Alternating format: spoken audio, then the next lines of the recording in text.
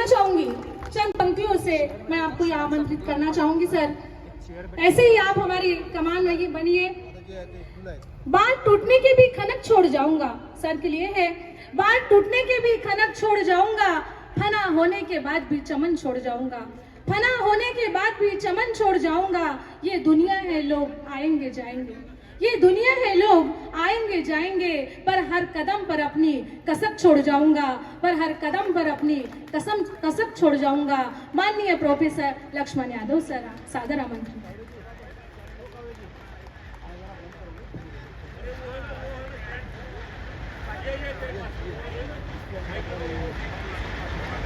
जोरदार तालियों से स्वागत कीजिए साथियों हमारे माननीय प्रोफेसर लक्ष्मण यादव सर का।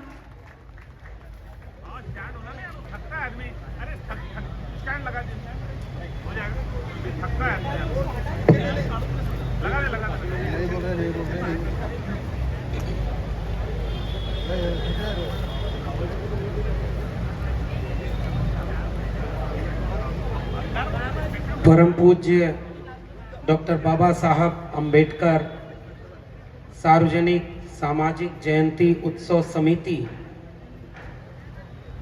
गोंदिया के सभी आयोजकों का आभार कि आपके वजह से, आपके बहाने से मुझे पहली बार महाराष्ट्र नागपुर आने का मौका मिला है, इसलिए मैं आप सभी का बहुत शुक्रिया अदा करता हूं। सम्मानित मंच, हम सब के अग्रज आदरणीय नंद कुमार बघेल जी, बाकी सभी गण्यमान्य अतिथि जो मंच पर बैठे हुए हैं, विशेष सम्मानित लोग, और उनसे ज्यादा सम्मानित वो लोग जो सभागार में सामने बैठे हुए हैं, मैं आप सभी को जय भीम, जय मंडल, जय संविधान, इंकलाब जिंदाबाद पेश करता हूं। आज जब मैं पहली बार नागपुर आ रहा था तो नागपुर से लेकर के गोंदिया तक जहां भी लोग दिखे उनमें एक झंडा नीले रंग का जय भीम लिखा हुआ या कोई पोस्टर जरूर देखा, जिसके बहाने लोग अपने उस नायक को याद कर रहे थे, जिसकी वजह से उन्हें महसूस हो रहा था कि आज हम जो कुछ भी हैं उनमें उनकी बहुत बड़ी भूमिका है। एक उत्सव का माहौल मैंने देखा पूरे शहर में, इससे बड़ी खुशी की बात और कुछ नहीं। और उसमें से इस सामाजिक एकता पर्व में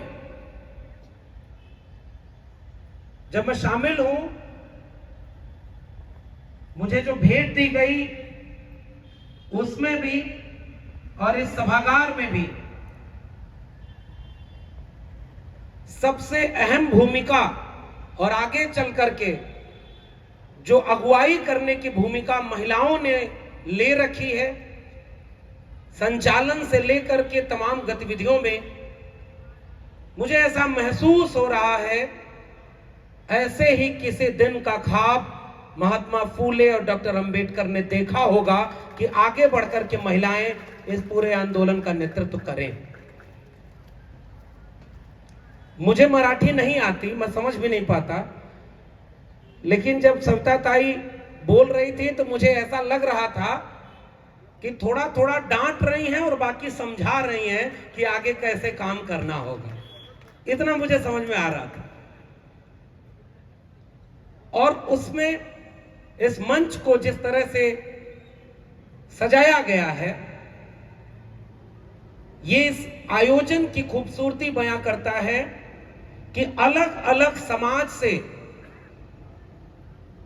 प्रतिनिधि को यहां पर जगह दी गई है और कोशिश ये की गई है कि हम सामाजिक एकता को एक पर्व के रूप में मनाएं, और उसके लिए 14 अप्रैल से खूबसूरत दिन कोई नहीं हो सकता। मुझे गर्व है कि मैं ऐसे मंच पर खड़ा हूं और खुद को सम्मानित महसूस कर रहा हूं। मैं उत्तर प्रदेश के आजमगढ़ जिले का रहने वाला हूं। इलाहाबाद में पढ़ाई लिखाई की, दिल्ली विश्वविद्यालय में पीएचडी किया, अभी दिल्ली विश्वविद्यालय में पढ़ा रहा हूं और आज महाराष्ट्र के नागपुर में आया हूं। एक ऐसा भारत जिसमें हम सब मिल करके एक दूसरे को सीखेंगे, मजबूत करेंगे। मुझे लगता है ऐसे ही आइडिया ऑफ इंडिया का ख्वाब देखने वाले नायक का नाम है डॉक्टर भीमराव अंबेडकर। एक ऐसा भारत जिसमें सब मिलकर रहेंगे, एक दूसरे से हिम्मत और हौसला लेंगे, एक दूसरे से कंधे से कंधा मिलाकर एक ऐसी दुनिया की लड़ाई लड़ेंगे जिसमें सब बराबर हो, कोई किसी के हकमारी न करे, मोहब्बत और प्यार से रहे। वो तभी संभव है जब हम ऐसे आयोजन करें। अब होना तो ये चाहिए, कल्पना करके देखिए, केवल महाराष्ट्र के एक कोने की बात करें, जिधर से नागपुर से लेकर के इधर के इलाके में जितनी जगह ये आयोजन हो रहे हैं, अगर उन सारे आयोजनों को मिलाकर एक जगह किया जाए तो मुझे लगता है लाखों लाख लोग इकट्ठा हो जाएंगे और उस आयोजन को संभाल नहीं पाएंगे। इतने लोग आज जश्न मना रहे हैं।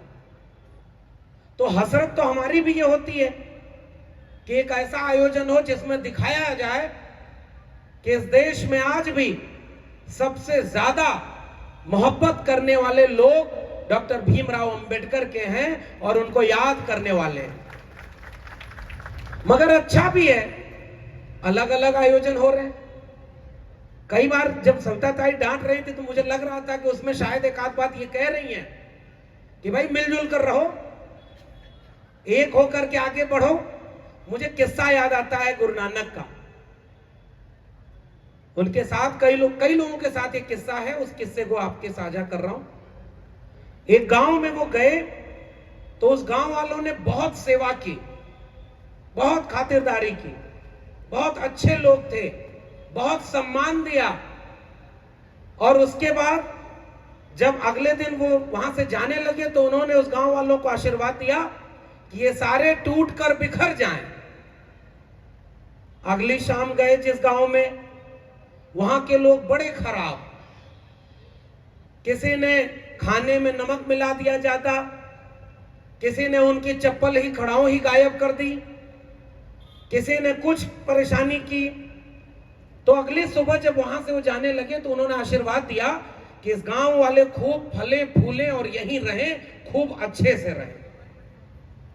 तो आगे जाकर उनके शिष्य ने पूछा कि ये हमें तो समझ में ही नहीं आया, जिन्होंने बहुत अच्छे से आपकी खातिरदारी की आपने कहा कि वो बिखर जाएं, जिन्होंने आपको परेशान किया उनको कहा आपने कि वो आबाद रहें। तो जो जवाब उनका था, मुझे लगता है कि इस माहौल के लिए वो सटीक बैठेगा। उन्होंने कहा था कि ये जितने बुरे लोग हैं, ये अगर बिखर जाएंगे तो जहां जाएंगे बुराई फैलाएंगे, और ये अच्छे लोग अगर बिखर गए तो जहां जाएंगे अच्छाई फैलाएंगे। इसलिए जितने आयोजन हो रहे हैं वो सब आपके हिस्से हैं, उन्हें ये मत मानिए। हर कोने से तो आवाज निकल रही है जय भीम की, जो जहां भी जिस रूप में है बाबा साहब को ही तो याद कर रहा है। ठीक बात है कि किसी को चुनाव लड़ना होगा, किसी को जल्दी से, अब एक मंच अगर बनेगा तो उसमें मुख्य कौन होगा, कौन संचालन करेगा, ये सब झगड़े बहुत मानवीय झगड़े हैं। इन झगड़ों से बाबा साहब भी ऐसा नहीं था कि बच गए थे। बाबा साहब के समय उन्हीं के खिलाफ उन्हीं के समाज के लोगों ने आगरा में रैली की थी, उन्हीं के खिलाफ रैली की थी। तमाम लोगों को बाबा साहब के खिलाफ खड़ा किया गया था। और इस देश में जिन्हें महात्मा कहा जाता है, हालांकि देखिए दौर ऐसा है कि गांधी को गोली मारने वाले लोग जब इस देश में सर्टिफिकेट बांट रहे हो राष्ट्रभक्ति का, तो हम एक बात दावे से कहते हैं कि जिन्होंने गांधी को गोली मारी उनके वारिस आज इस देश में आपके बच्चों को दंगाई बना रहे हैं। हमारे पुरखे ने अपने जीवन का सबसे बड़ा समझौता कर लिया, रोए, लेकिन गांधी को गोली नहीं मारी, उनका जीवन बचाया है। उस डॉक्टर अंबेडकर को हम आज यहां पर याद कर रहे हैं। और आज गांधी को गोली मारने वाले लोग इस देश में दंगाई बच्चों को पैदा कर रहे हैं। इस मंच से मेरी जिम्मेदारी है कि मैं एक बात शुरुआत में ही कहूं कि इस देश में नारा लगाया गया था, रामलला हम आएंगे, मंदिर वहीं बनाएंगे।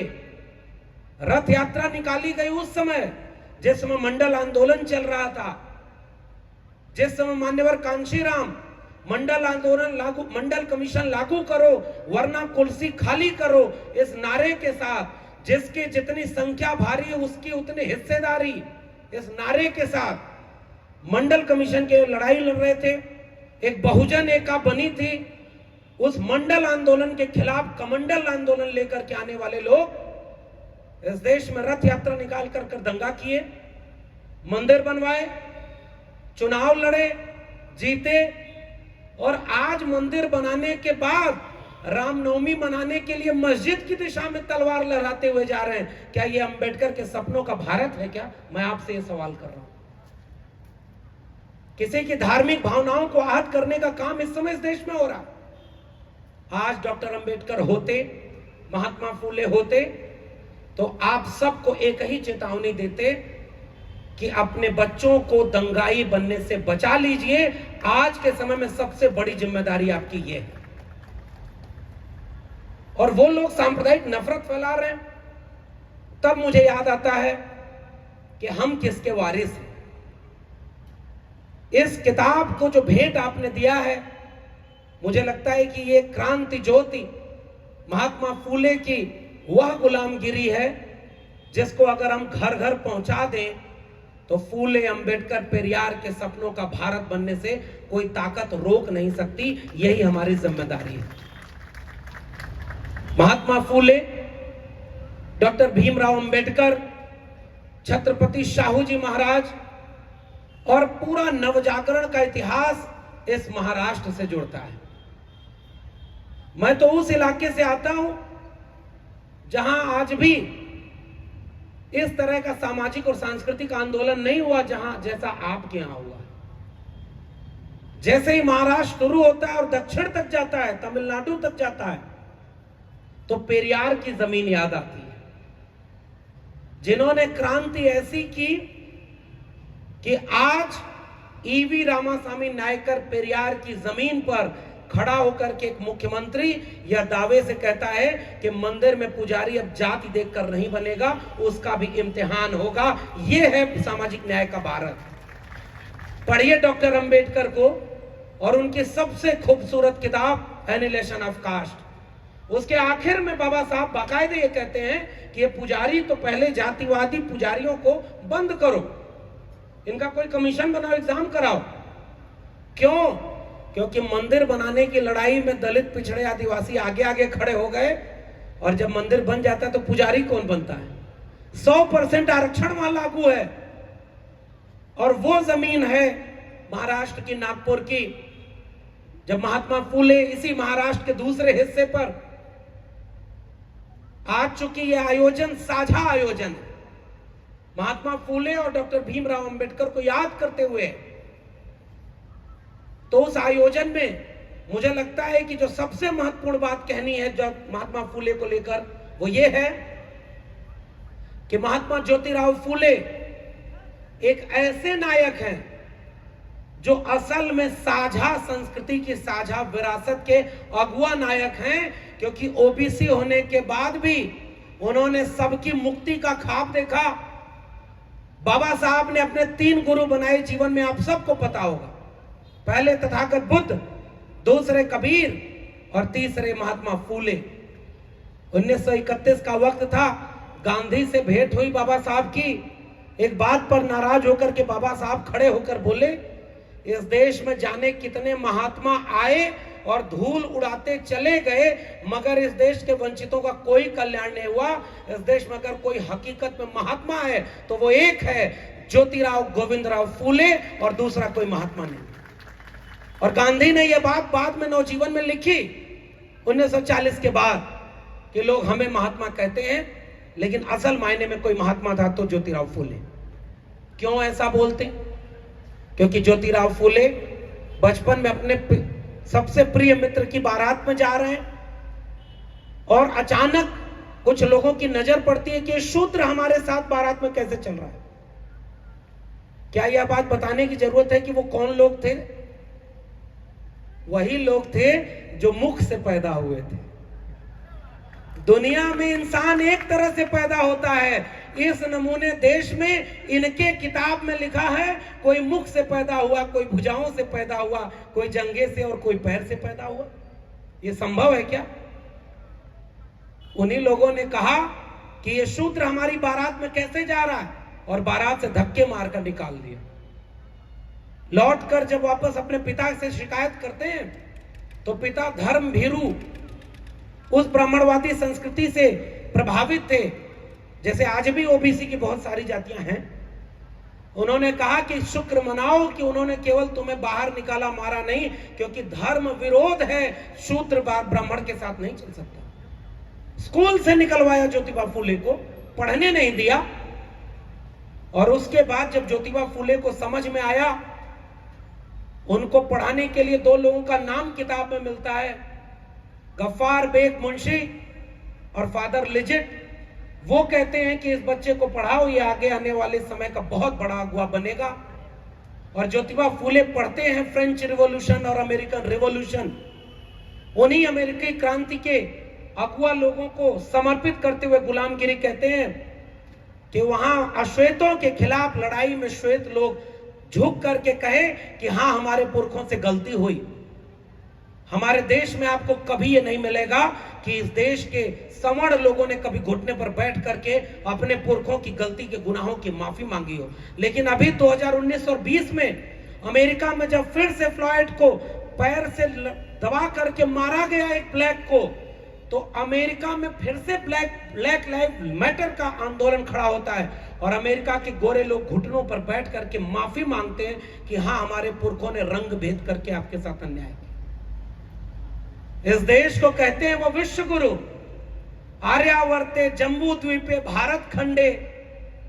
और इस देश में जिन्होंने इस देश को बनाया है, जिनके हाथों ने इस दुनिया को रहने लायक बनाया है, उन 90% लोगों को कहा कि वो पैर से पैदा हुए। उनको कहा कि पैर से पैदा हुए, और खुद कहां से? मुख से। तो इसी गुलामगिरी में ज्योतिबा फूले कुछ कहते हैं। वो कहते हैं कि अगर मुख से बच्चा पैदा होता है तो गर्भ कहां ठहरता है? कितना कठिन सवाल है। आज पूछ दें तो इस पर तो दंगा हो जाए। लेकिन याद रखिए, हम जिनकी तस्वीरें लगाए हुए हैं, जिनको याद कर रहे हैं, वो अपने दौर में इतने मजबूं के साथ भी नहीं थे।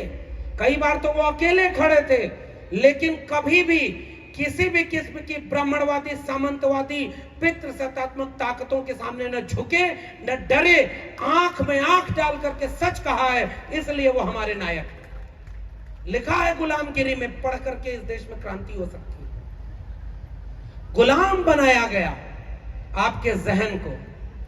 किसान का कोड़ा अगर किसी को अपने बदन पर महसूस हुआ तो तमाम लोगों में से एक ज्योतिबा फूले को महसूस हुआ और उन्होंने किसान का कोड़ा लिखा। उन्होंने मिल मजदूर एसोसिएशन बनाई, उन्होंने महिलाओं की मुक्ति की राह देखी। और ज्योतिबा फूले, सावित्रीबाई फूले जब स्कूल खोलते हैं तो वही पिता उनसे कहते हैं कि या तो अपना घर चुनो या स्कूल चुनो। हम आप होते तो अपना घर या अपना पिता चुनते। हमारे अगुआ ने घर छोड़ दिया, स्कूल चुन लिया। अगर वो न चुने होते तो शायद आज हम यहां नहीं होते, इसलिए हम उन्हें याद कर रहे हैं। वो स्कूल खोलना कितनी महत्वपूर्ण बात थी। उसके बाद 2 साड़ियां ले जाना, मैं इतिहास आप सब जानते हैं, फिर भी क्यों दोहरा रहा हूं? क्योंकि हमारी नई पीढ़ी शायद इसको पता ही नहीं है कि जिस रास्ते चल करके हम यहां तक पहुंचे हैं, अब वो रास्ता बंद किया जा रहा है। हमारी अगली पीढ़ी यहां तक नहीं पहुंच पाएगी इतनी आसानी से। उन्होंने स्कूल खोला, उस्मान शेख और फातिमा शेख का नाम मिलता है। उन्होंने जमीन दी, उन्होंने ज्योतिबा फूले ने अपने दोस्तों के साथ मिलकर स्कूल खोला। सावित्रीबाई फूले पर पत्थर फेंका गया, फातिमा शेख, उस्मान शेख को जलील किया गया। इस देश में हमारे महापुरुषों ने कभी भी सांप्रदायिकता के नाम पर किसी धर्म के खिलाफ कोई बात नहीं कही थी। और आज उन्हीं के बच्चों को कहा जा रहा है कि टोपी वाले सर झुकाकर जय श्री राम बोलेंगे। याद है ना आपको? सुना आपने ये नारा? राजस्थान से लेकर बिहार तक इस देश में मस्जिदों के सामने खड़े होकर दंगा कराने की कोशिश की जा रही है। तब हमें याद आता है ज्योतिबा फुले के साथ उस्मान शेख का नाम, सावित्रीबाई फुले के साथ फातिमा शेख का नाम। और तब स्कूल पर जब पढ़ाने जाते 2 साड़ी लेकर जाते, जितने लोग थे वो महात्मा फुले और सावित्रीबाई पर अपमान करते थे, गोबर फेंकते थे। जो कल सावित्रीबाई फुले और फातिमा शेख पर गोबर फेंका करते थे, उन्हीं की पीढ़ियां आज गोबर में विज्ञान ढूंढ रही हैं। हमारे पुरखे गोबर खाते रहे और हम चांद पर जाने के लिए मनुष्यता को बराबरी का एक दुनिया देख रहे हैं। यह अंतर है उनमें और उनमें। क्या आपको पता है कि सावित्रीबाई फुले पर गोबर किसने फेंका था? नाम जानते हैं आप? किसने पत्थर फेंका, किसने गालियां दी, किसने पोस्टर लगाया? इतिहास के पन्नों में वो दब के खत्म हो गए। जिसने गोबर और पत्थर सहा वो आज तमाम कोशिशों के बावजूद मिटे नहीं। जैसे जैसे दुनिया आगे बढ़ रही है, बराबरी की लड़ाई जब जब लड़ी जाएगी, ज्योतिबा फुले, सावित्रीबाई फुले, फातिमा शेख, बाबा साहब अम्बेडकर और तमाम नायक फिर से खड़े होकर के हर आंदोलन की अगुवाई करते हुए नजर आएंगे। यह है इंसानियत बचाने की लड़ाई, बराबरी की लड़ाई जो हमारे पुरखों ने लड़ी थी। इसलिए आज हमारी जिम्मेदारी है कि मैं जब वहां से चलकर आया हूं तो मैं एक बात आपसे कहूं कि हमने गुलामी का मुक्ति की बात करने वाले ने कभी ये नहीं सोचा होगा कि हमारे लोग हिंदू बन जाएंगे। आज उन्हें हिंदू बनाया जा रहा है। एक कहानी सुनाता हूं, अगर आप लोग समझ पाएंगे तो समझिएगा। एक व्यापारी व्यापार करने जा रहा था, टोपी बेचता था, टोपी पहनाने वाली टोपी बेचता था और जंगल में जा रहा था। उसे नींद आ गई, एक वृक्ष के नीचे बैठकर सोने लगा, आराम करने लगा। थोड़ी देर बाद जब नींद खुली तो पता चला कि आसपास ढेर सारे बंदर थे और बंदरों ने उसके झोले से सारी टोपी निकाल ली और अपने सर पर लगा करके पेड़ पर चारों तरफ बैठ गए। अब वो इंसान बड़ा परेशान हुआ कि टोपी वापस मांगे तो कोई बंदर टोपी दे ही ना। सारी टोपी बंदर पहन करके बैठे हुए थे। अब वो परेशान कि करे तो करे क्या। फिर उसने दिमाग लगाया, तर्क लगाया, अपनी टोपी पहनी और उसको बंदरों को दिखाकर जोर से जमीन पर पटक दिया। और बंदर नकलची होते हैं, उन्होंने भी अपनी अपनी टोपी उतारी और जोर जोर से जमीन पर पटक दिया। उस आदमी ने सारी टोपी बटोरी और अपना वापस लेके चला गया। ज्योतिबा फुले ने हमें यह एहसास कराया था इस किताब के जरिए कि हमारे भी सर पर कर्मकांड, अंधविश्वास, छुआछूत, भेदभाव, अवैज्ञानिकता की टोपी पहना दी गई है। हम आज भी वो टोपी उतार कर फेंक नहीं पाए हैं। वो टोपी उतार कर फेंकने की जरूरत है और एक वैज्ञानिक तर्क, विवेक पर आधारित दुनिया बनाने की जरूरत है। तब हम ज्योतिबा फुले और बाबा साहब को सच्ची श्रद्धांजलि और सच्चे याद कर पाएंगे। मैं दिल्ली विश्वविद्यालय में पढ़ाता हूं। मेरी जिम्मेदारी है इस बात को कहने की कि हमारे पुरखों ने कौन सी लड़ाई लड़ी थी। आप सब जागरूक और समझदार लोग हैं, इसलिए आपके सामने बस केवल उस बात को दोहरा रहा हूं कि संकट कितना बड़ा है। बाबा साहब ने एक बात कही थी कि व्यक्ति पूजा बहुत खतरनाक होती है। कहीं ऐसा तो नहीं कि हम भी व्यक्ति पूजा की तरफ ही बढ़ते जा रहे हो। यह बात ठीक है कि जिस दौर में गोडसे, गोलवलकर और हेडगेवार के वारिस इस देश को हिंदू राष्ट्र बनाने के लिए काम कर रहे हैं, नफरत फैला रहे हैं, उस समय बाबा साहब के वारिसों की जिम्मेदारी है कि इस देश में भारत के संविधान वाला राष्ट्र बनाए, सबको सबके हिस्से का न्याय मिले, सबको सबके हिस्से की हकदारी मिले। हमारी लड़ाई उनके खिलाफ है, भारत के संविधान को बचाने की लड़ाई है। इसलिए हम वो लड़ाई लड़ेंगे। हम हर किस्म की सांप्रदायिक ताकतों के खिलाफ खड़े हैं। बाबा साहब ने 1940 में किताब लिखी, पाकिस्तान और द पार्टीशन ऑफ इंडिया। उस किताब में बाबा साहब साफ लिखते हैं कि अगर हिंदू राष्ट्र हकीकत बनता है तो वो इस देश के लिए सबसे बड़ा अभिशाप होगा। हिंदू कुछ भी कह लें, मगर हिंदू धर्म स्वतंत्रता, समानता व बंधुत्व का विरोधी है। हिंदू राज लोकतंत्र विरोधी है। इसलिए किसी भी कीमत पर हिंदू राष्ट्र को बनने से रोका जाना चाहिए। Doctor B.R. अम्बेडकर 1940 में कह गए थे। आज हमारे सामने चुनौती है इस बात की हमारे पुरखों ने कभी मंदिर की लड़ाई नहीं लड़ी थी, हमारे पुरखों ने कभी इबादत घरों की लड़ाई नहीं लड़ी थी। लड़ी उन्होंने लड़ाई 1920 के पहले डॉक्टर अंबेडकर ने। उन्होंने कहा कि ये मंदिर सबके लिए खुलना चाहिए। वो लड़ाई इसलिए लड़ाई थी कि हमें बराबरी का मनुष्य समझते हो या नहीं, उन्हें यह समझ में आ गया कि ये मंदिर की लड़ाई लड़ने से कुछ नहीं हासिल होगा। डॉक्टर अंबेडकर उसके बाद 1920-21 में बाकायदा लिखते हैं कि मैंने मंदिर आंदोलनों को इसलिए किया कि मैं तुम सबको बता सकूं कि जिस खुदा, जिस भगवान की इबादत तुम करते हो, वही तुम्हें बराबरी का हक नहीं दिया हुआ है। इसलिए ऐसे धर्म के खिलाफ खड़े होने की जरूरत है। और उन्होंने फिर कभी मंदिर की कोई लड़ाई नहीं लड़ी। उन्होंने कहा तुम्हारे मंदिर, ये भारत का संविधान और भारत की संसद होगी, अपने घर की दीवारों पर जाकर लिख दो कि तुम इस देश के शासक हो, तुम्हारे बच्चे कल को राज करेंगे, वरना तुम्हारे बच्चे गुलाम पैदा होंगे। उसकी लड़ाई बाबा साहब अंबेडकर ने लड़ी थी। हमारे लोगों को मंदिर में फंसाया जा रहा है, हमारे लोगों को हिंदू बनाया जा रहा है, उन्हें कर्मकांड में उलझाया जा रहा है। तो महात्मा फूले का वो किस्सा मुझे याद आता है। मेरे YouTube चैनल का जिक्र संचालक महोदय और तमाम लोगों ने किया। मुझे भी नहीं पता था कि कोई हम ऐसा काम करेंगे कि एक दिन यहां बुलाकर सम्मानित किया जाएगा।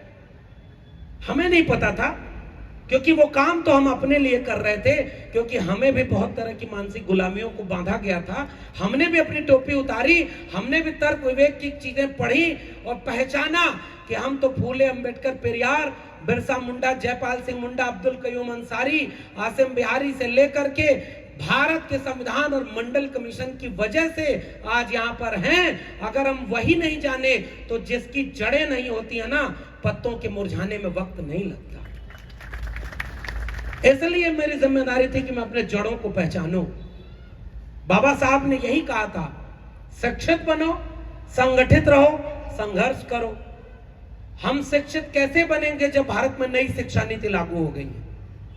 इस देश में नई शिक्षा नीति लागू करके स्कूल, कॉलेज और डिग्री कॉलेज, विश्वविद्यालयों को अब अंबानी, अडानी के हाथों बेच दिया गया है। यह बात कहना मेरी जिम्मेदारी है। इस देश में अगर शिक्षित बनने का ख्वाब, एक सूत्र देखा था बाबा साहब ने, तो वो इसलिए देखा था कि इस देश में शिक्षा वह शेरनी का दूध है, उसे जो पिएगा वो दहाड़ेगा।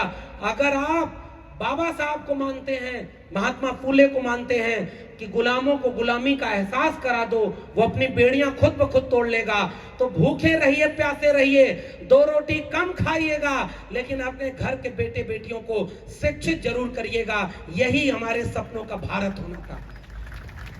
तस्वीरों पर माला भले कम चढ़े, किसी दिन जय भीम नहीं भी बोलेंगे तो चल जाएगा, लेकिन किसी मंदिर में 1 रुपया चंदा देने के बजाय उस 1-1 रुपया को जुटा करके अपने बच्चे के लिए एक किताब खरीद कर दे दीजिएगा।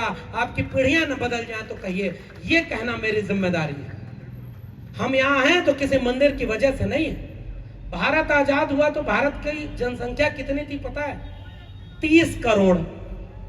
30 करोड़ भारत की जनसंख्या थी। और भारत जब आजाद हुआ तो भारत में देवी देवता कितने थे? 33 करोड़। यानी 3 करोड़ देवता सरप्लस थे, ज्यादा थे। यानी हर आदमी पर 1 से ज्यादा देवता था। फिर भी हम गुलाम थे और हमें पीढ़ियों से गुलाम बनाया गया। फिर वो देवता किसके थे? क्या हमारे थे? अगर इस देश में सरस्वती विद्या की देवी थी तो एक देवी ने, एक मां ने महिलाओं और शूद्रों के बच्चों को पढ़ने का अधिकार क्यों नहीं दिया? ये हमारा सवाल है उनसे। इस देश में अगर लक्ष्मी धन की देवी थी तो इस देश के दलित, पिछड़े, आदिवासी, पसमानदा के पास 90% आबादी के पास 90% धन होना चाहिए ना? क्या 90% धन है क्या? अगर ना हमारे पास शिक्षा, ना हमारे पास धन, तो ये देवी देवता हमारे थे क्या? ये सवाल है हमारा उन लोगों से जो हमें हिंदू बनाने की फिराक में केवल सांप्रदायिक नफरत इस देश में फैलाना चाह रहे हैं। सवाल है उनसे। ज्योतिबा फुले अपने नाटक तृतीय रत्न में एक किस्सा सुनाते हैं।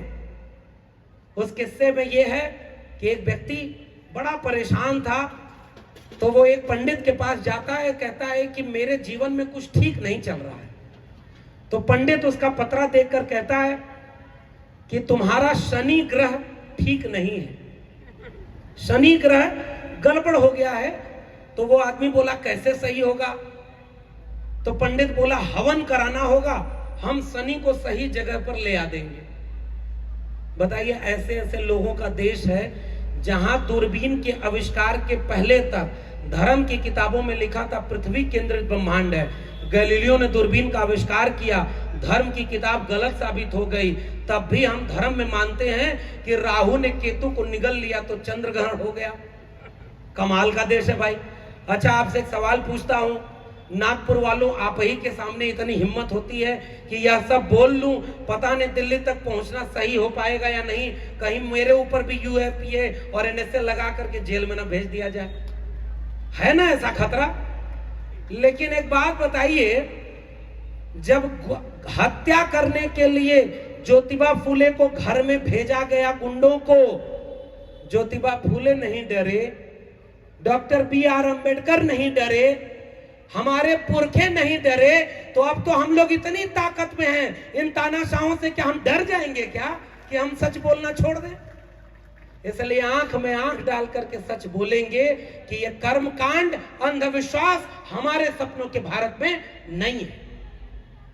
हमारे पुरखे ने तर्क विवेक की बात की। मैं आपसे सवाल पूछता हूं कि 8 हाथ की कोई औरत आपके सामने साक्षात आकर खड़ी हो जाए तो आप उसकी पूजा करेंगे कि भाग जाएंगे? मेरे बात का जवाब दीजिए। कोई ऐसी औरत आ जाए जिसके 8 हाथ हैं तो आप पूजा करेंगे कि भागेंगे पहले कि अरे ये क्या हो गया?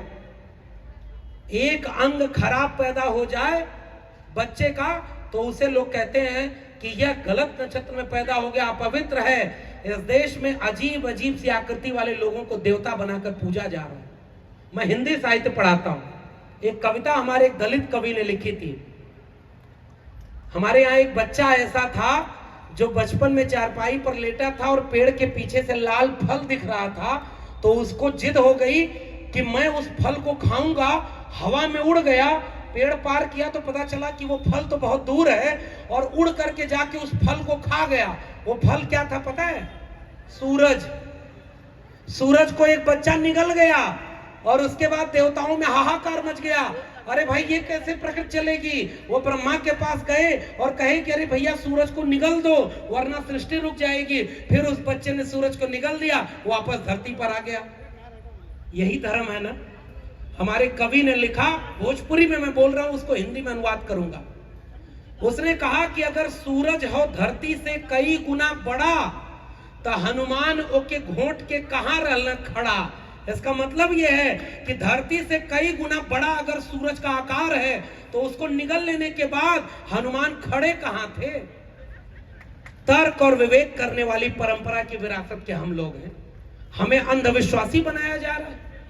और उस पुजारी ने जब कहा कि हम यज्ञ करा दो, शनि को ठीक कर देंगे, तो उस व्यक्ति ने कहा कि कितना खर्चा आएगा? तो उसने कहा कि 10,000 रुपये आएगा। व्यक्ति बोला कि हमारे पास तो इतना पैसा है नहीं। ज्योतिबा फूले लिखते हैं तृतीय रत्न में। फिर उसने कहा कि पंडित ने कहा चलो अच्छा रिलायंस जियो की तरह ऑफर दे देते हैं, 50% डिस्काउंट, 5,000 रुपए में यज्ञ करा देंगे। ये बताइए, यज्ञ कराना ये बिजनेस है, धर्म है कि धंधा है? हमारे अगुआ ने उनकी आंख में आंख डाल करके कहा, जैसे कपड़ा सुनना बुनना दर्जी का धर्म नहीं धंधा है, कब जूते बनाना मोची का धर्म नहीं धंधा है, बाल काटना नाई का धर्म नहीं धंधा है, उसी तरह से पूजा करना कराना ब्राह्मण का धर्म नहीं धंधा है। वो अपना धंधा कर रहा है और तुम्हारे धंधे को चौपट कर रहा है। ये नायक था हमारा। और तब उसने कहा कि जब वो व्यक्ति कहता है कि हमारे पास जेब में 1,000 भी नहीं है, फिर वो ब्राह्मण कहता है अच्छा 500 रुपया दे दो, एक हफ्ते के लिए एक हवन छोटी वाली करा देता हूं, जब पैसा ज्यादा हो जाए तो बड़ी वाली हवन करा देना, शनि ग्रह को ठीक कर दूंगा। वो आदमी खड़ा होकर कहता है कि हुजूर मेरी जेब में एक फूटी कौड़ी नहीं है। तो ब्राह्मण गुस्से में खड़ा होकर कहता है जब तेरी जेब में एक फूटी कौड़ी नहीं है तो जा बच्चा, शनि तेरा कुछ नहीं बिगाड़ सकता। ऐसे ऐसे लोगों ने आपके श्रमजीवियों के, मेहनत कश आवाम के हाथ से जो कमाई थी उसको लूट लिया, 10% लोग, चौधरी छोटू राम कहते थे, इस देश में 90% कमेरा लोग हैं और 10% लुटेरा लोग हैं। हमारी मेहनत पसीने की कमाई को उन 10% लोगों ने लूटा है और इसलिए हमारी जिम्मेदारी है फूले, अंबेडकर, पेरियार के सपनों का भारत बनाना तब तक संभव नहीं होगा जब तक जिसकी जितनी संख्या भारी उसकी उतनी हिस्सेदारी न सुनिश्चित हो जाए। हमारी लड़ाई यही है। हमारी पहली लड़ाई है कि ज्योतिबा फूले, सावित्रीबाई फूले, डॉक्टर अंबेडकर घर घर पहुंचे, उनको लोग पढ़ें। अपने घर से रामचरितमानस को बाहर करिए, गुलामगिरी और जाति का विनाश घर में रखिए, 24 घंटा पाठ करिए, आपका सारा कष्ट न दूर हो जाए तो कहिए ये है तर्क, विवेक और ज्ञान की बात कि हमारे लिए कोई किताब महत्वपूर्ण है, हमारे लिए तस्वीर, मूर्ति की बात महत्वपूर्ण नहीं है। ऐसा क्यों कह रहा हूं? क्योंकि आज दौर बदला है, तो जो डॉक्टर अंबेडकर के खिलाफ खड़े लोग थे वो भी लोग आज डॉक्टर अंबेडकर की मूर्ति पर माला पहना रहे हैं। पहचानिए उन लोगों को जो विदेश में जाकर के इस देश का प्रधानमंत्री कहता है कि हम युद्ध के नहीं बुद्ध के देश हैं, और भारत में आकर के बुद्ध के खिलाफ युद्ध छिड़े हुए हैं। उसके खिलाफ बोलना फूले, अंबेडकर, पेरियार का वारिस होना है। बाहर तुम्हें बुद्ध याद आते हैं, बाहर तुम्हें अंबेडकर याद आते हैं, और इस देश में दलितों, पिछड़ों, आदिवासियों के बच्चों की शिक्षा को नई शिक्षा नीति के नाम पर बेच रहे हो और कह रहे हो कि जय भीम, जय मंडल। क्या हम आप एक बात का जवाब इस सभागार के लोगों से मैं चाहता हूं, क्या आप ऐसे व्यक्ति को कभी भी अपना नेता मानेंगे जो डॉक्टर अंबेडकर ने कहा था शिक्षा की लड़ाई इस देश में सबसे जरूरी लड़ाई है, संसाधनों की लड़ाई इस देश की सबसे जरूरी लड़ाई है, तो 90% बहुजनों की शिक्षा, रोजगार, संसाधन को लूटने की नीति बनाया जाए और डॉक्टर अंबेडकर की बड़ी बड़ी मूर्ति बनाकर उस पर माला फहराया जाए। क्या ऐसे नेता को आप अपना नेता मानेंगे? जोर से बोलिए, मानेंगे ऐसे नेता को? क्या हम लोग इतने नासमझ हैं कि कोई डॉक्टर अंबेडकर की तस्वीर दिखा देगा तो हम उसको अपना बना लेंगे? इस देश में आज दिल्ली जहां से मैं आया हूं वहां एक मुख्यमंत्री भी बैठा हुआ है, एक मुख्यमंत्री है वहां जो भ्रष्टाचार विरोधी आंदोलन किया था, और दिल्ली में हनुमान चालीसा पढ़ता है, और जब पंजाब में चुनाव लड़ना होता है तो भगत सिंह और अंबेडकर को आगे कर देता है। ऐसे दोहरे चरित्र वालों को क्या आप पहचानेंगे कि नहीं पहचानेंगे? अभी मैं जिस होटल में ठहरा था उसी के नीचे उसी पार्टी का एक बैनर लगा था, आधी तरफ लिखा था हनुमान चालीसा का भव्य आयोजन और दूसरी तरफ लिखा था भारत निर्माता, संविधान के प्रणेता बाबा साहब अंबेडकर की जयंती की ढेर सारी मुबारकबाद। क्या अंबेडकर और हनुमान एक साथ चलेंगे तो वो आपके लोग हैं, आपके दुश्मन? ये मैं आपसे सवाल करने आया। क्या हम इतने नासमझ हो गए कि कोई मूर्ति दिखाएगा और हम भटक जाएंगे? अरे हम उससे आंख में आंख डाल करके पूछेंगे कि भगत सिंह ने लेख लिखा था मैं नास्तिक क्यों हूं। डॉक्टर अंबेडकर ने 22 प्रतिज्ञा इसे नागपुर की दीक्षा भूमि में ली कि पहली प्रतिज्ञा है मैं ब्रह्मा विष्णु महेश को कभी नहीं मानूंगा। उनको मानने वाला व्यक्ति हनुमान का पुजारी कैसे हो सकता है?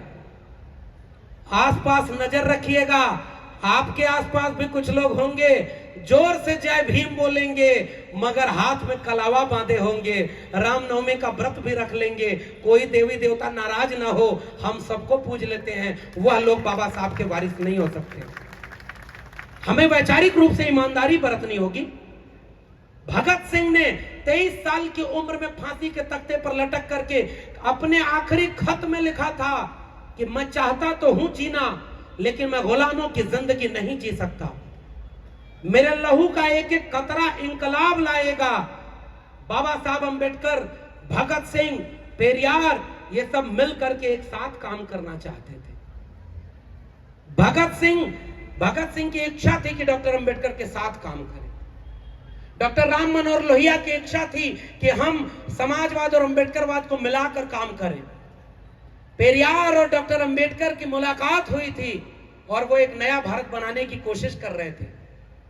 हमारी विरासत पेरियार की है जिसने साफ तौर पर लिखा था ईश्वर नहीं है, जो कहता है ईश्वर है वो सबसे बड़ा झूठा है। ईश्वर न था, न है और न होगा।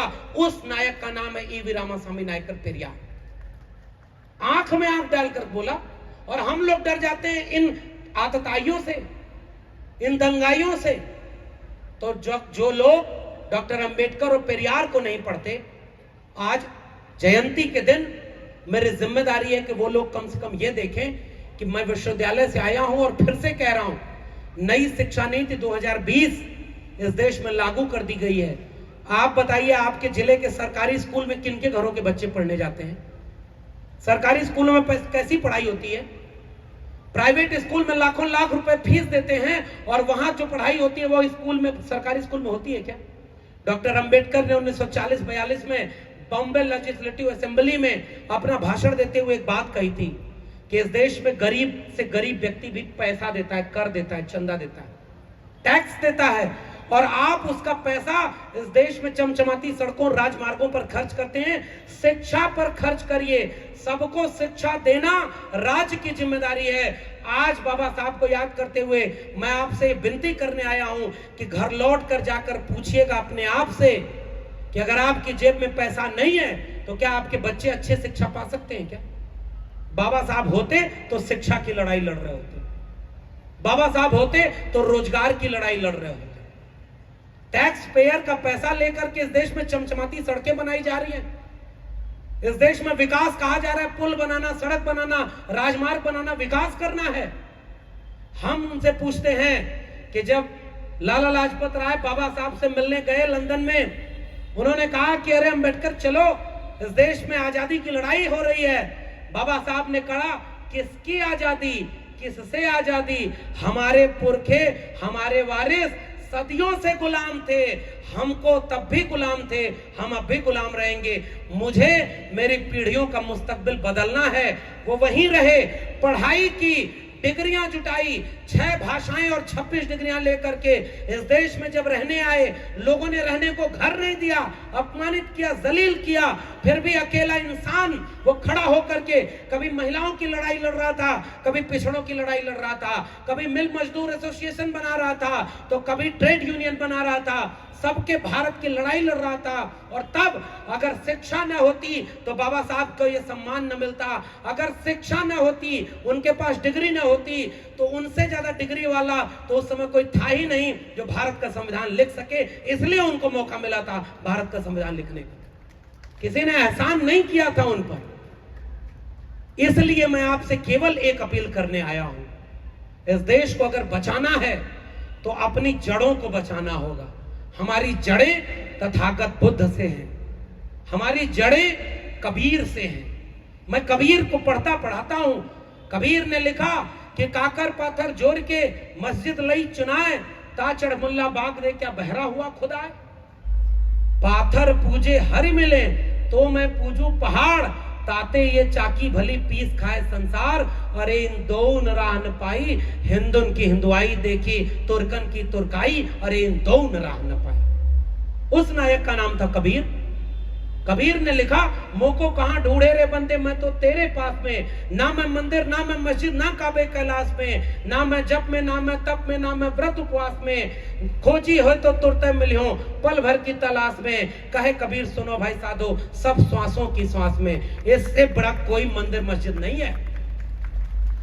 रविदास ने उस समय लिखा, हिंदू पूजे मंदिर, मुसलमान, हिंदू पूजे तेरा, मुसलमान मस्जिद, इन दोनों में अल्लाह राम नहीं, कह रविदास चमार। उन्होंने लिखा, जस केलन की पात के, पात पात में पात, तस मानुष के जात जात में जात। रविदास मानुष न जुड़े जब तक जात न जात। उस नायक को हमारी जड़ों की महसूस करना है।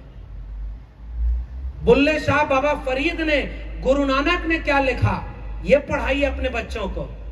बुल्ले शाह ने लिखा कि पढ़ पढ़ यार मुफाजिल बनिया, कभी अपने नाल नु पढ़िया ही नहीं। एक किस्सा छोटा सुनाता हूं, काफी वक्त ले लिया है। एक किस्सा सुना रहा हूं। कबीर साहब अपने जमाने में सबसे बाबा साहब की तरह, मसी कागज छुयो नहीं, कलम गयो नहीं हाथ, फिर भी अंदर का जुनून था। ज्योतिबा फुले, डॉक्टर अंबेडकर को किसी और ने ज्योतिबा फुले डॉक्टर अंबेडकर नहीं बनाया। अपने दम पर उन्होंने दुनिया को साबित कराया कि हम हैं, हम थे और हम रहेंगे, क्योंकि हम व्यक्ति नहीं विचार हैं। उस विचार को चुनना जरूरी है। सत्य शोधक समाज बनाकर ज्योतिबा फुले ने हिंदू कर्मकांड और रीति रिवाज को ध्वस्त कर दिया था। मेरे अपने उत्तर भारत में यह भी बात मैं नहीं कहूंगा कि हमारे उत्तर भारत में कुछ हुआ ही नहीं। माना कि आप लोग सामाजिक और सांस्कृतिक क्रांति में बहुत आगे हैं, आपकी फूले की जमीन है, बाबा साहब की जमीन है, पेरियार की जमीन है, लेकिन बाबा साहब की किताबों को उत्तर भारत में अनुवाद कराने वाले विचारक का नाम था पेरियार ललई सिंह यादव, चंद्रिका प्रसाद जिज्ञासु, बाबू जगदेव प्रसाद कुशवाहा, बाबू राम स्वरूप वर्मा। इन सारे लोगों ने बाबा साहब और पेरियार की लड़ाई को उत्तर भारत ले जाने की कोशिश की थी। एक बार शिवदयाल सिंह चौरसिया पनवाड़ी जाति से आते हैं, जो पान का बिजनेस करते हैं। उन्होंने संगठन बनाया आदि हिंदू सभा। तो आदि हिंदू सभा बनाकर ब्राह्मणों के पास गए और उन्होंने कहा कि आप भी इसकी मेंबरशिप ले लीजिए।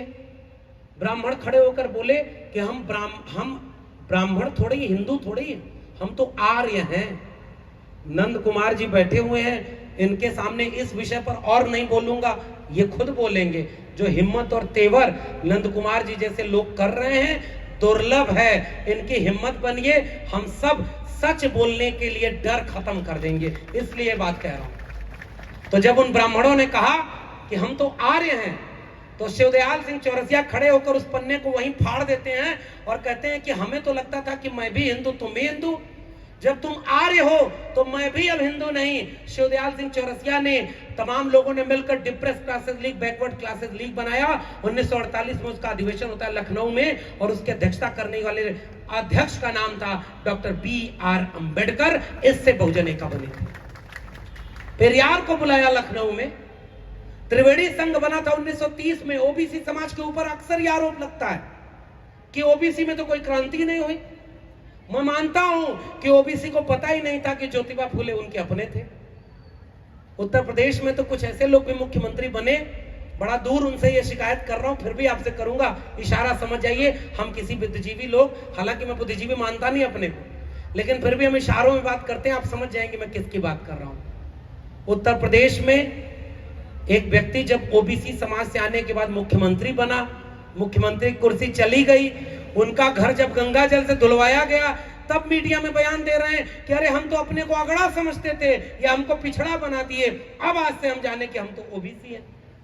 इसलिए उत्तर भारत में सामाजिक क्रांति नहीं हो पाई। उत्तर भारत में, बिहार में मुख्यमंत्री थे कर्पूरी ठाकुर, नाई जाति से आते थे।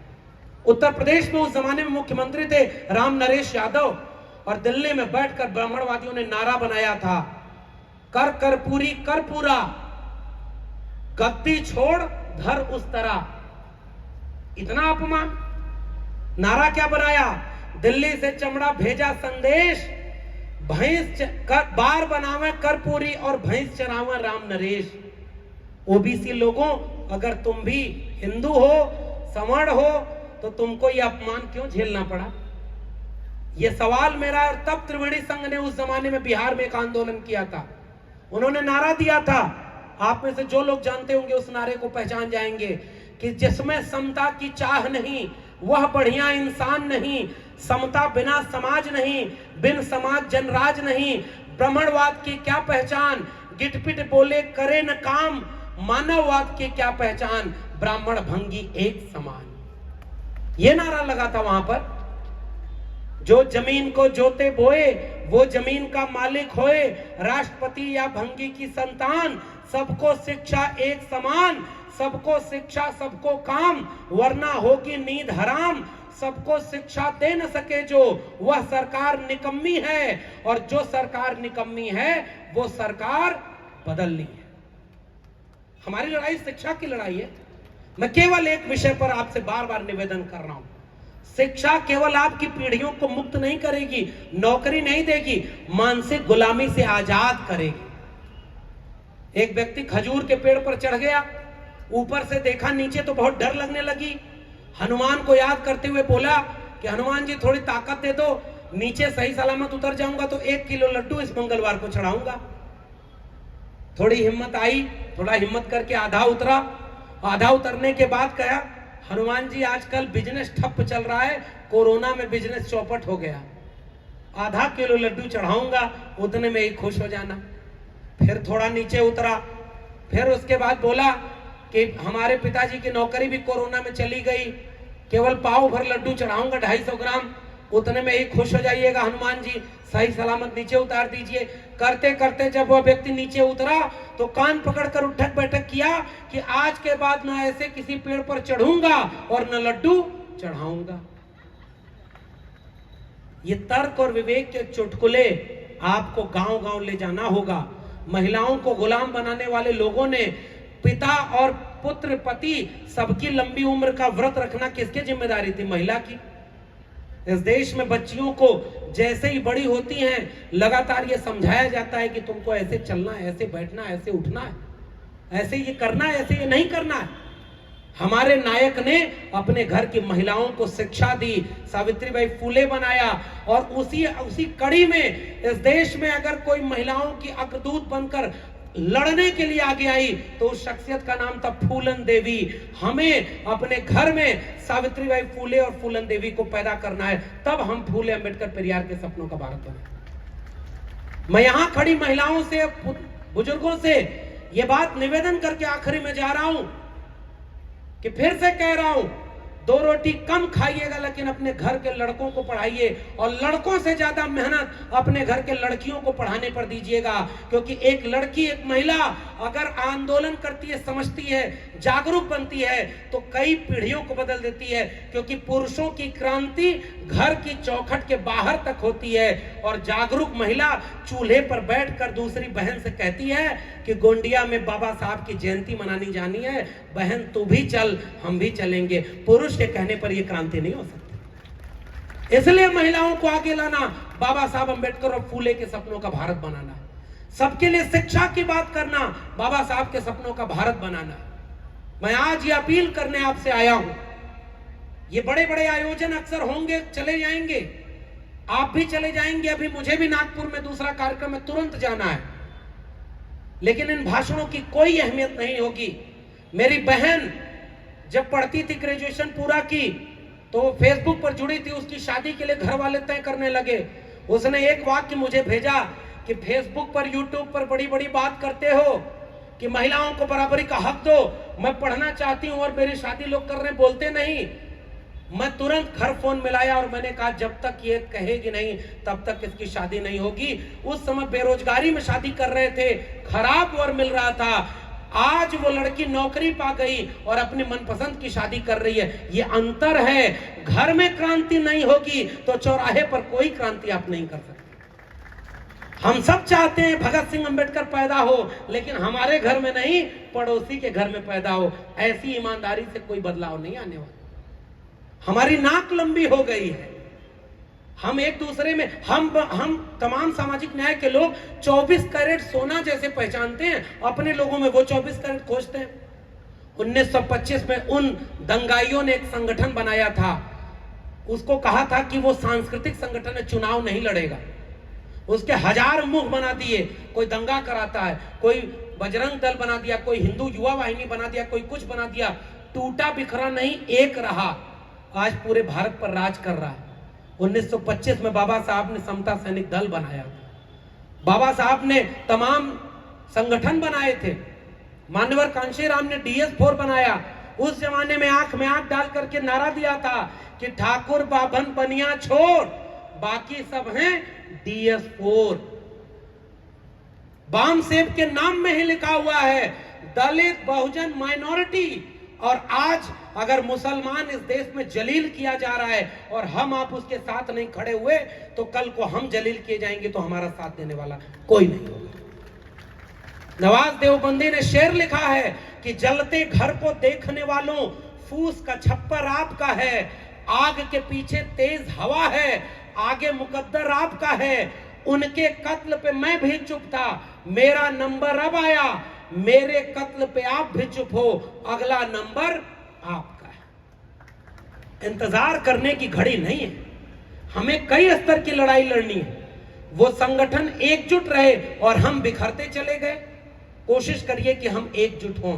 क्योंकि जब जब हम एकजुट होते हैं 56 इंच की सरकार को झुका देते हैं। 2 अप्रैल 2018 के भारत बंद में कोई नेता सड़क पर खड़ा होकर भारत बंद नहीं किया था। ये दलित, पिछड़े, आदिवासी, माइनॉरिटी के लोग, दलित पिछड़े एक होकर के भारत बंद किए 2 अप्रैल में, और 56 इंच की सरकार झुकने पर मजबूर हो गई थी। SC/ST प्रिवेंशन एक्ट पर वो झुक गई और दोबारा आपने झुकाया 13 पॉइंट रोस्टर पर। जब सारे दलित पिछड़े एक होकर के 5 मार्च 2019 को भारत बंद करते हैं, दोबारा वो 56 इंच वाला झुक जाता है।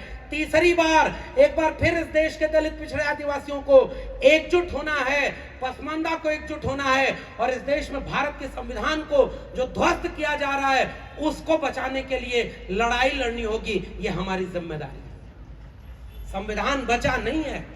ये कड़वी बात आखिर में कह के जा रहा हूं। मैं जिस विश्वविद्यालय में पढ़ाता हूं उस विश्वविद्यालय में हमारे प्रोफेसर हनी बाबू OBC जाति के मुसलमान हैं, और जब यलगार परिषद के कार्यक्रम में जाते हैं भीमा कोरेगांव में, तो उन्हें आतताई बताकर जेल में डाल दिया गया है। 2 साल से ज्यादा वो जेल में है। प्रोफेसर आनंद तेलतुंबड़े बाबा साहब के रिश्तेदारी में आते हैं, बाबा साहब के विचारों को गांव गांव ले जाते हैं। प्रोफेसर आनंद तेलतुंबड़े आज जेल में है। गौतम नवलखा बरबर राव जेल में है। उमर खालिद सैफी जेल में है। हमारे लोग जो लड़े वो आज जेल में हैं। हम आप अच्छी चिकनी चुपड़ी बातें करके अगर सड़क पर आंदोलन करके अपने संविधान को नहीं बचा पाए तो आने वाली पीढ़ियों से हम आंख नहीं मिला पाएंगे। मेरी बात याद रखिएगा। मैं भी चाहता तो चुप रहता। दिल्ली विश्वविद्यालय में 10,000 प्रोफेसर हैं। मैं तो अभी टेम्परेरी प्रोफेसर हूं, पता है, ठेके पर प्रोफेसर, परमानेंट भी नहीं हूं। और मैं RSS को नाम लेकर चुनौती देता हूं कि इस देश में लड़ाई केवल ब्राह्मणवाद, पूंजीवाद बनाम अंबेडकरवाद, समाजवाद की लड़ाई है। इस लड़ाई को लड़ने के लिए हमें जो जोखिम उठाना होगा हम उठाएंगे।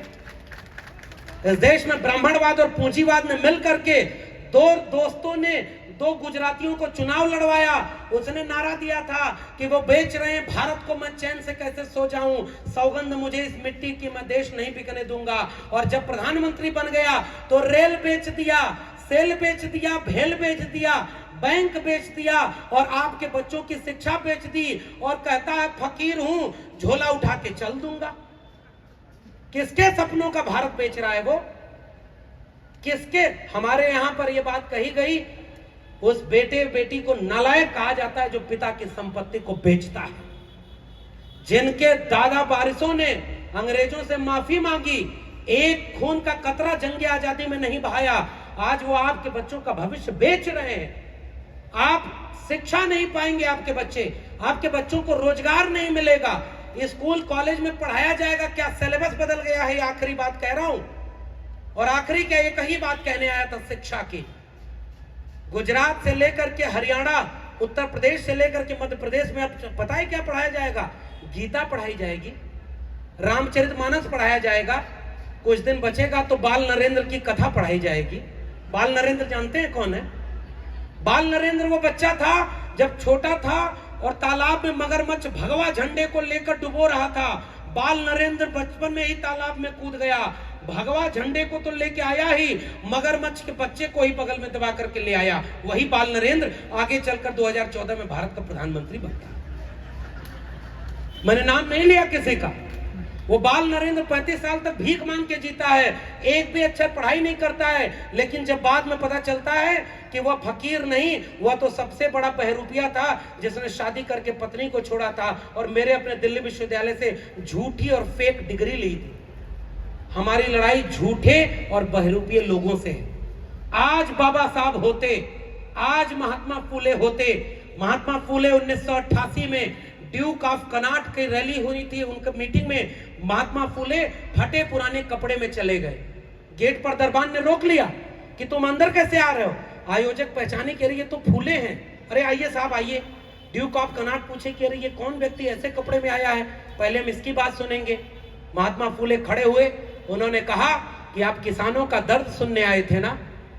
ये भरे हुए पेट वाले, चमकदार कपड़े वाले क्या किसानों का दर्द आपको बताएंगे, इस देश के किसान कैसा जीवन जी रहे हैं, वह समझाना था मुझे आपको, इसलिए मैं इस कपड़े में आया हूं। इस देश में किसान कमेरा लोग 90% शूद्र अतिशूद्र हैं, उनकी मुक्ति के लिए एक ही काम करके जाइए, शिक्षा सबको दे दीजिए, इस देश में किसानों का भला हो जाएगा। उस नायक का नाम था ज्योतिबा फूले। और इस देश में कोविड में आपदा में अवसर बनाकर 3 किसान कानून लाए थे ना, 13 महीने किसान बैठे रहे ना, 700 से ज्यादा किसान शहीद हुए ना।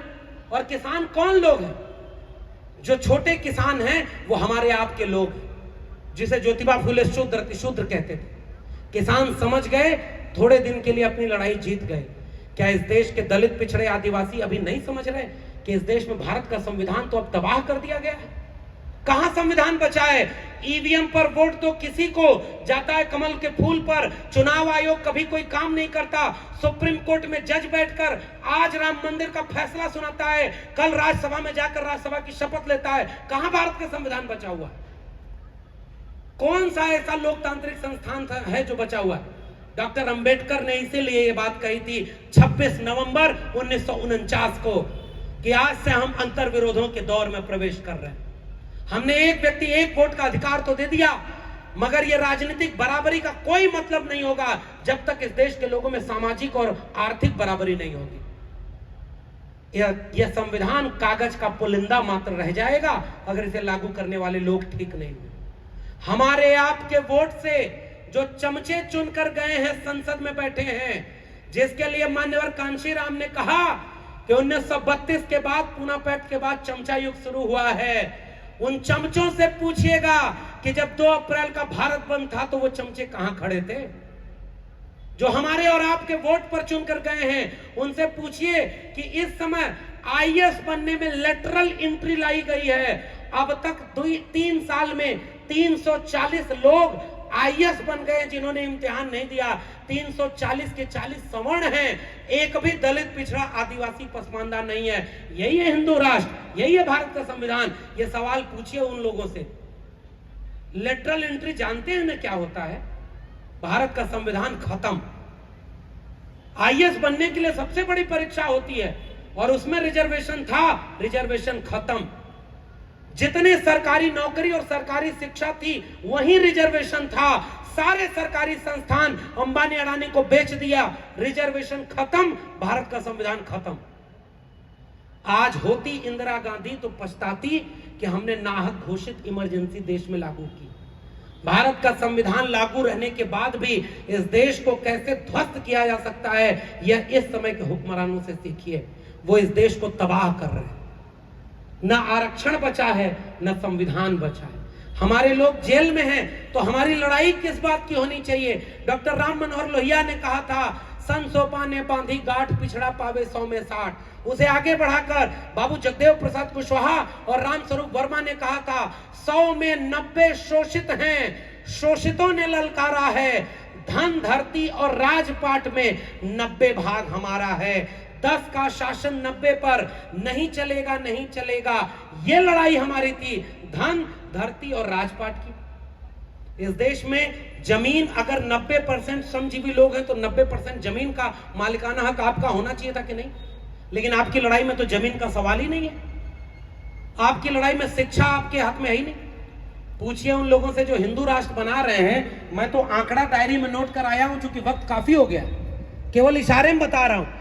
52% ओबीसी हैं 1931 की जनगणना के आधार पर।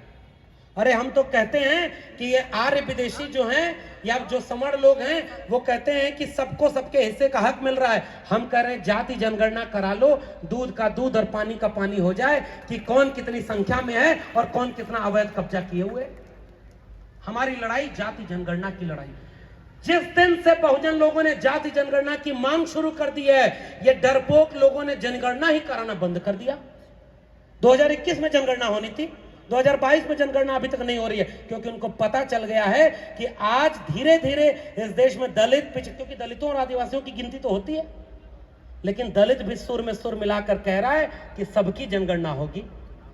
उन डरपोकों को पता चल गया है कि इस देश के 90% बहुजन इंतजार कर रहे हैं कि अगर जनगणना की कॉलम में जाति जनगणना नहीं होगी तो हम जनगणना का बहिष्कार करेंगे। इसलिए उन्होंने जनगणना ही कराना बंद कर दिया। अभी ये हमारी ताकत है। अपनी ताकत को पहचानिए। हम इतने कमजोर लोग नहीं हैं कि जिनको डरा कर कोई आज कुछ भी कर ले। हमारा खौफ उनसे पूछिए जो आज भी हमारे पुरखों की मूर्तियों से डरते हैं और उन्हें अंधेरे में तोड़ने का काम करते हैं। ये खौफ है उनका, क्योंकि हम जानते हैं कि हमारे पुरखों ने हमारे हक की लड़ाई लड़ी। तब तो वो अकेले थे, अब तो हम इतने हैं। तब तो उन्होंने हिम्मत करके लड़ाई लड़ी। तो हमारी लड़ाई किसकी है? शिक्षा की। हमारी लड़ाई है नई शिक्षा नीति को वापस किए जाने की।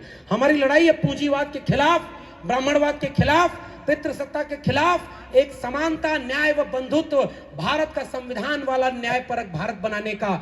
अगर यह लड़ाई हम नहीं लड़ पाए तो जंगल में आग लगी, कुछ चिड़िया चोंच से पानी डाल रही थी उस आग पर, कुछ लोगों ने जाकर मजाक किया कि तुम्हारी चोंच के पानी से ये जंगल की आग क्या बुझ जाएगी? तो उस चिड़िया ने जो जवाब दिया, ये मेरी आखिरी बात है आपके सामने अभी। उस चिड़िया ने कहा कि हमें पता है कि मेरी चोंच के एक बूंद पानी से ये आग नहीं बुझेगी, मगर इस देश में जब ये इतिहास लिखा जाएगा कि जब भारत का संविधान खत्म कर दिया गया था, प्राइवेटाइजेशन में सब कुछ बेच दिया जा रहा था, आरक्षण खत्म कर दिया, शिक्षा बेच दी, रोजगार खत्म कर दिया, इस देश में नौजवानों को दंगाई बनाया जा रहा था, पूरे भारत में आग लगी थी, तब कुछ लोग ऐसे खड़े थे जो 14 अप्रैल को गोंडिया डिस्ट्रिक्ट में इकट्ठे होकर भारत का संविधान बचाने की लड़ाई लड़ रहे थे। तो हम चोंच के अपने एक बूंद पानी भारत में लगी उस आग पर डाल रहे हैं, ताकि इतिहास लिखा जाएगा तो हमारा नाम आग लगाने वालों में नहीं, आग बुझाने वालों में शामिल होगा। आपने मुझे आमंत्रित किया, बहुत बहुत धन्यवाद। जय भीम, जय मंडल, जय संविधान, इंकलाब जिंदाबाद।